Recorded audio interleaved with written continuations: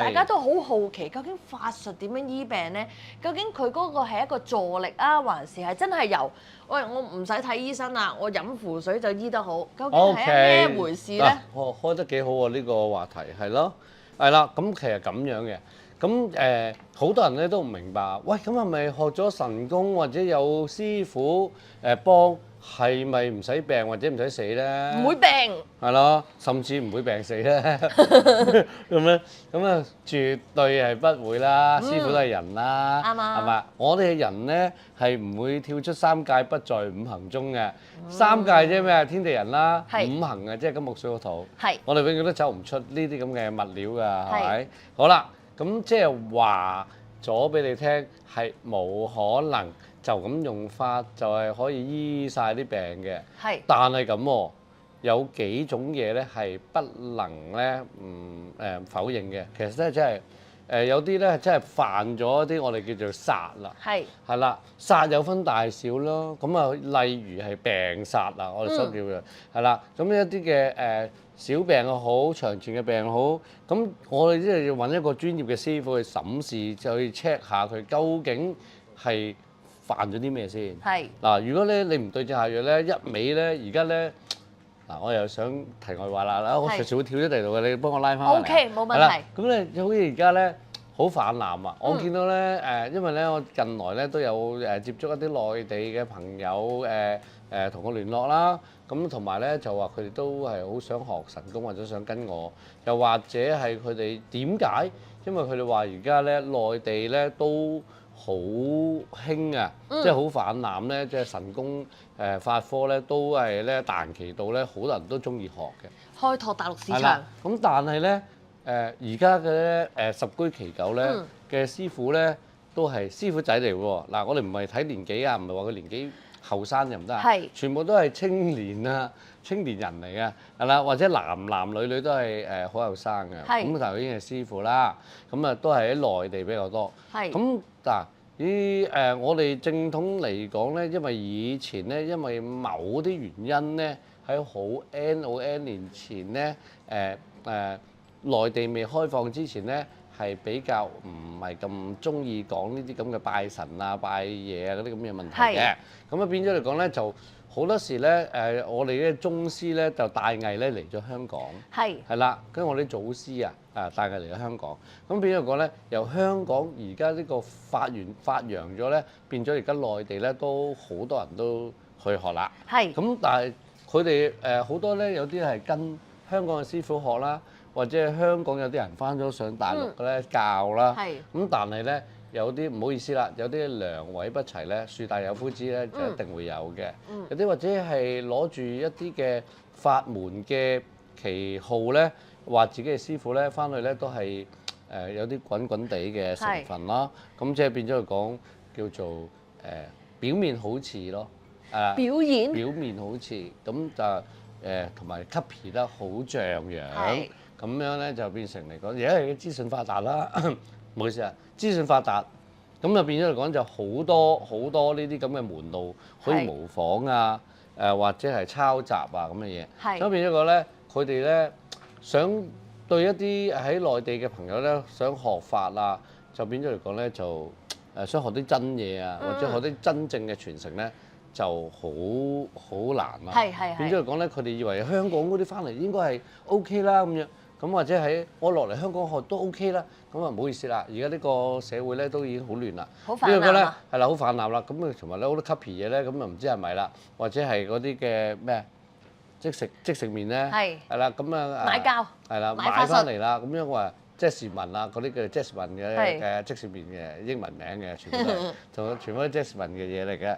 咁啊變咗講就搞到而家咧就分辨唔到啊。係啦，咁你要揾一個師傅咧，就有咁上下年份咧都難，因為而家咧會講到咧要快打慢，個社會咧節奏快咗喎。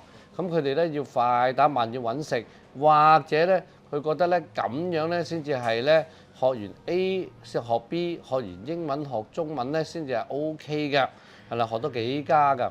咁咧實際上咧，嗱你都知啦，一個學藝者，你首先要學咗一門嘅技能，係唔簡單嘅，係啦。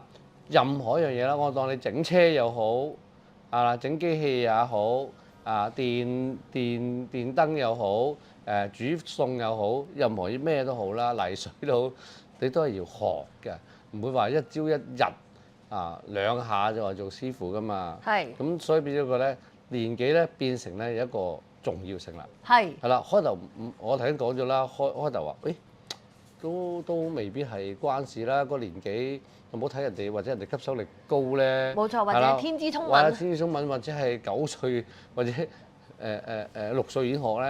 係。係啦，咁佢而家廿幾歲學咗廿年㗎啦，咁樣係啦。發齡內。係啦，咁我哋所以唔好淨係睇年紀，但係年紀咧，亦都係相對咗一啲嘢咧，大部分人唔會6歲學㗎嘛。係。所以變咗嚟講咧，咁你哋自己諗啦，係啦，咁即係太後生都可能即係未夠經驗。嗱，除咗一樣嘢咧，學藝之中咧，仲要加經驗嘅，冇錯啦。好啦，咁啊處理個案裏邊咧有幾多咧？佢咪實打實嘅師傅，定係搬字過紙嘅師傅照抄咧？咁就呢個問題啦。所以你要揾一個專業嘅師傅處理一啲嘅 case 嘅時候咧，你真係要去認真去研究下呢個師傅係咪專業先。係。係啦。好啦，個個都好似嘅，或者好老啦，咁好老又好似 OK 啦嘛？咦，又唔係喎，原來佢都係學咗2年，去咗65歲退休先學嘅咁樣，咁你又唔知，或者佢喺屋企係佢學咗好多年，不過佢喺屋企即係打機或者係睇電視咧，學咗幾十年咁樣，咁佢就唔係真係。真係實打實去做法啦，做咗幾十年啊嘛。冇錯。係咪啊？咁咯。佢哋話而家話線上學法添喎，好癲喎。係啊，線上拜山咩都有嘅。嚇。係啦，係啊，線上拜山，代燒紙紮，代燒拜山用品，代拜先人咧嘅個乳豬咧，竟然係紙皮嚟嘅咁樣都有。咁啊死啦！咁啊。係啊，成套都有龍蝦又成咁樣，咁啊影俾你睇。打張卡。但係全部都係。唔係真嘅喎，全部都係紙皮嚟喎。佢攞嚟燒啊！係啊，嗰隻卡紙嚟咁樣，咁啊佢個代拜山咁樣，係啊，都好搞笑嘅，係啦。所以咧睇潘發光師傅嘅潘師傅有請節目咧，除咗係即場可以解答你嘅疑難之外咧，仲可以豐富咗好多嘅玄學知識啊！即係我哋就係俾多啲資訊你哋，等你哋懂得分辨咩真咩假。係啦，咁咧我哋而家拉咗咁遠啦，咁啊講言歸正傳翻嚟，講翻呢個醫病啦。咁頭先講咗啦，你唔好再問我話係咪任何師傅都得啊？嗱唔關事㗎，頭先我講咗好大段嘢啦，係啦，咁因為我跳咗咁開咧，先翻嚟咧就唔好意思。咁如果我唔講嗰扎嘢咧，你又唔會明。係。係啦，咁而家我講翻嚟咧就係醫病嗰度啦。嗱，如果講翻病殺啦，咁喂點分辨啊？好難分辨㗎喎。係啊，咁咧就嗱我咧就比較咧唔係話當人迷信嘅。我就覺得咧，你唔需要一定咧，好多人都認為係，我要醫生冇一個名稱 ，OK？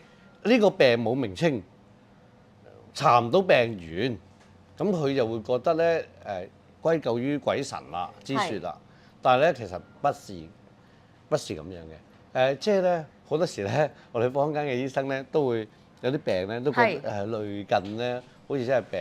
咁咧就咧佢都會俾一個名稱佢，甚至咧未有名稱咧，佢都會咧後來咧唔知點樣咧就搞下搞下咧，佢哋都會簽咗個名稱出嚟，佢唔會話呢個係撞邪嘅，係咁樣咯。咁所以唔好成日飲啖氣先。慢慢啊，師傅唔急啊，佢哋好有耐性啊，放心。咁咧但係咁樣喎，咁樣就嗱，而家你分辨到啦，即係我而家講咗俾你聽啦，唔好認為冇名稱先至係有嘢搞，係或者係關犯殺嘅事。